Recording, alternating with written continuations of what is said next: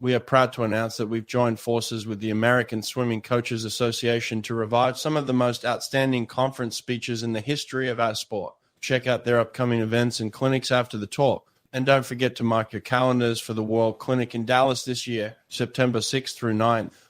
Is there any one factor or trait that determines a successful swimming coach? If there is, could we educate a coach to have this particular trait? The business world has long wondered what makes a good executive, a good administrator, or a good salesman. Research into this ingredient of success has led to the use of multi-million-dollar testing bureaus. For example, the executives of U.S. Steel are given personality tests, intelligence tests, leadership ability tests, and others in every possible measurable area. So far, they have had very little success in identifying any single trait that their subjects have in common. For instance, they sometimes find the lowest-paid filing clerk to have more basic intelligence than the highest-paid executive. They have determined that once a person reaches a level of intelligence somewhere above average, that higher intelligence by itself is not necessarily a determinant. So, we cannot give all coaches intelligence tests and determine that the most intelligent will be the best coach. If this were true, then all we would have to do to select a good coach is hire the man with the highest IQ. It might be just the opposite. A man with a high IQ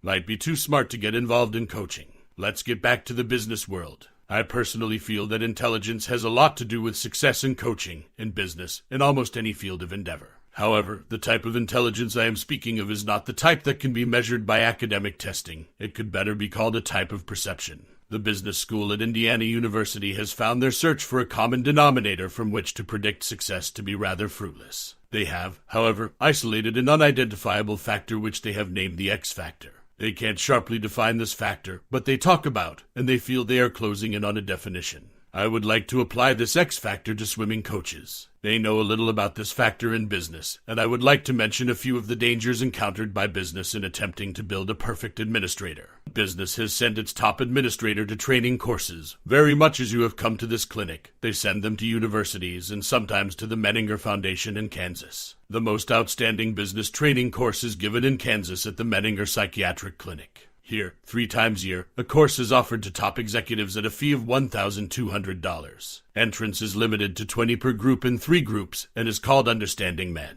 Business sends its top executives to this clinic, the theory being that with this type of training they will return and do a better job of managing. Unfortunately, business has found that many of its executives go back from such a clinic and do worse. Likewise, many of our coaches go home from these clinics and do a worse job of coaching than before. I can see some of your kids now saying, "Oh my God, Coach has been to one of those screwy clinics again." Now we get all of those screwy workouts and those crazy ideas on stroke mechanics. I believe that we must continue to experiment, to continually change our programs and our methods. Therefore, I do not recommend that we stop attending clinics such as this, but I would caution you about one thing.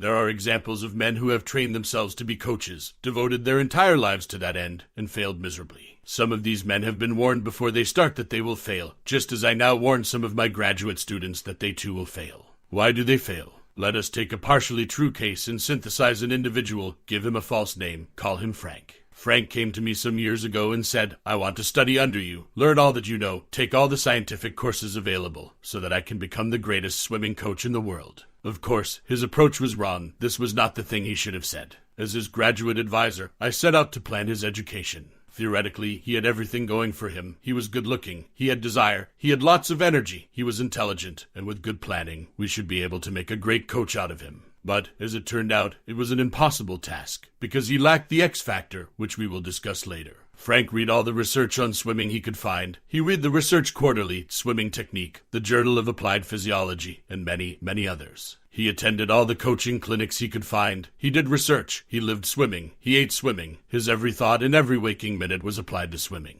We designed his courses to cover every area of knowledge possible that could contribute toward making him a great swimming coach. He knew more facts about swimming than any person in the world. His brain was crammed with swimming knowledge. In setting up his course of study, we tried to give him a full education in the areas necessary to make him a great swimming coach. He had to be a great physiologist to understand the process of conditioning, what happens to the swimmer's body when he trains. The perfect coach should know that the swimmer's body changes as he trains. He should understand these physiological changes that occur. In preparing the perfect coach for this area of knowledge, he should certainly read Dr. Selai's book on stress and adaptation. Frank studied all of this. The thought must occur to you, does all of this really seem necessary? We all wonder if we should not concentrate on just training the swimmers and let Dr. Selai and others do this type of research. Maybe we should learn by trial and error, by either overworking or underworking our swimmers. Most of the U.S. progress in training technique has occurred through trial and error. The Europeans, in particular those from the Iron Curtain countries, are usually surprised and disappointed when they visit training sites in the United States and fail to see the American coaches taking pulse rates and electrocardiograms. They expect American coaches to be more scientific. They expect us to take pulse rates. They expect us to take electrocardiograms and to measure all physiological changes in our swimmers. During a recent trip to Russia, I gave an hour lecture at the Russian Institute for Physical Education in Minsk.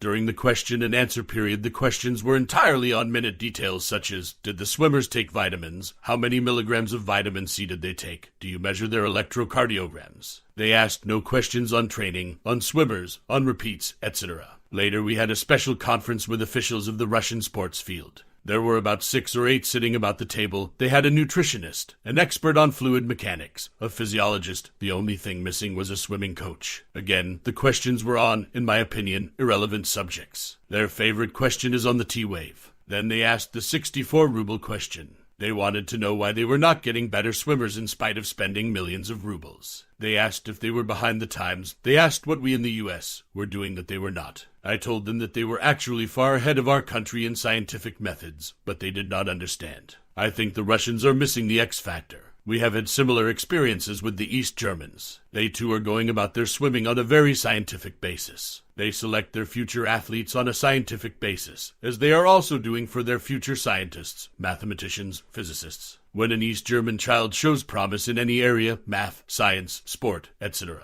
he and his family are often moved so the child can be enrolled in a special school or institute that is designed to nurture this skill. The East Germans, like the Russians, wonder why they are not having greater success in these areas. The answer is again, I believe, the X factor. In the United States, we throw our 500,000 age group swimmers into the pool and let the best survive. The ones that come out on top have the physical ability and have fought their way to the top through hard, merciless work. We do not coddle our swimmers. Our swimmers, also the Canadian and Australian swimmers, are not pampered. We throw them all in the pool and let the best survive. I favor this system over the scientific approach of the Russians and East Germans. They approach things too scientifically and forget that it is dog-eat-dog competition. The Americans, the Australians, the Canadians, and a few others produce the toughest swimmers because of the system that forces them to fight their way to the top. This is why these swimmers are the toughest in the Olympics and other international meets. In business, they have a saying, you never see a good-looking salesman. I don't know how really true this is, but possibly he doesn't sell much because he is too busy with the farmer's daughter.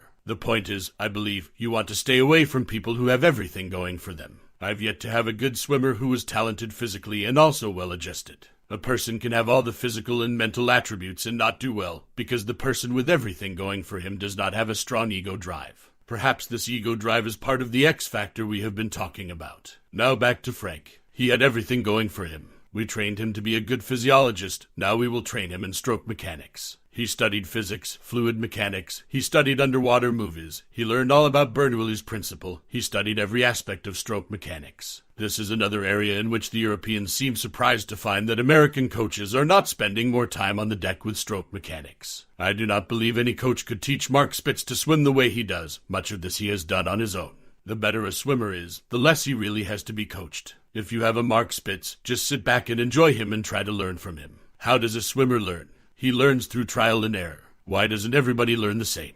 Because we all have varying abilities. We have photographed dogs swimming and have learned that not all dogs swim naturally. In fact, some nearly drowned. We found that at first, most dogs tried to swim with all 4 feet, then gradually learned to pick up the hind feet and swim only with the front feet. However, in the case of the Labrador Retriever, they learned to swim this way usually on the 2nd time in the water, much sooner than other types of dogs. We studied the Dachshunds, and on the 20th time in the water, he was still trying to work all 4 feet and nearly drowned. I believe the Gary Halls, the John Kinsellas, the Mark Spitzes are the Labrador Retrievers. Unfortunately, most of you will get a lot of Dachshunds in your programs. So, many of our great swimmers swim well in spite of us lousy coaches. Those of us who work only with the Labrador Retrievers have a real advantage. So, you club coaches keep on sending us the Labrador Retrievers and keep the Dachshunds. Those of us with the top 20 college teams just go out and recruit the Labrador Retrievers from the local coaches so we don't have to know very much about stroke mechanics. The better the swimmer, the less you have to work on stroke mechanics. I believe stroke mechanics are extremely important, but at the lower levels. The best stroke mechanics men in the U.S. are the lesser-known coaches in the local programs. We now have Frank well qualified in physiology and in stroke mechanics. Next we go to what I feel is the most important area of all, psychology. This is one area in which the Russians and East Germans were very complimentary to the Americans. They marveled at the rapport the American coaches have with the American swimmers. They have remarked at what great psychologists the American coaches are, how they can motivate the swimmers in spite of the fact that we don't do scientific testing and don't work with stroke mechanics. I believe that if you gave 3 different coaches, one a psychologist, one a stroke mechanics expert, and one a physiologist, identical teams, that the psychologist would win every time.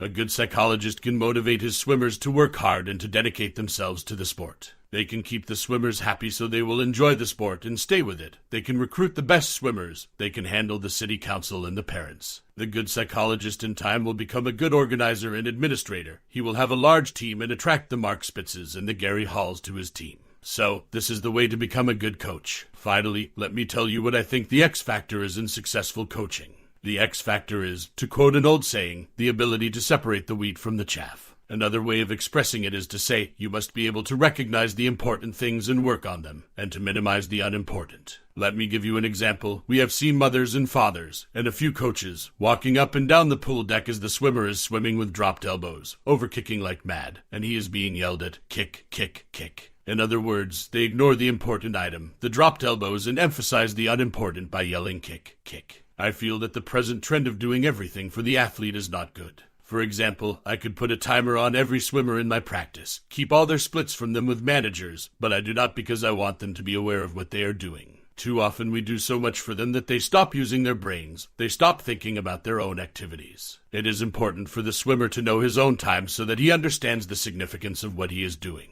Another place in which the coach fails the swimmer is when he allows parents and others to come on the pool deck and engage him in conversations during practices. The coach's responsibility is to the swimmer, not to the parent or others. The swimmer is important, the parents are not important. This is another example of where the coach must recognize the important thing, the swimmer, and ignore the unimportant, the parent. The X factor is then, in other words, the ability to see what had to be done in doing it. The great coach recognizes what is needed to do the job and then does it. This applies not only in coaching, but in business, in administration, in every aspect of life. Another way of saying it is, cut through all the detail and get to the heart of the matter. The perfectionist usually does not make a very good coach. He is too busy taking care of the little details and seldom gets to the heart of the matter. At the present stage of development in swimming, the great coach must have 2 basic abilities. He must be a good organizer and a good psychologist. The good organizer will have the large team. He will attract the good swimmers from other teams. He will develop the Mark Spitzes and the Gary Halls of the future. The good psychologist will be able to handle the parent problems. He will get along with the city council. He will be able to communicate and get along with the swimmers. He will have the super team.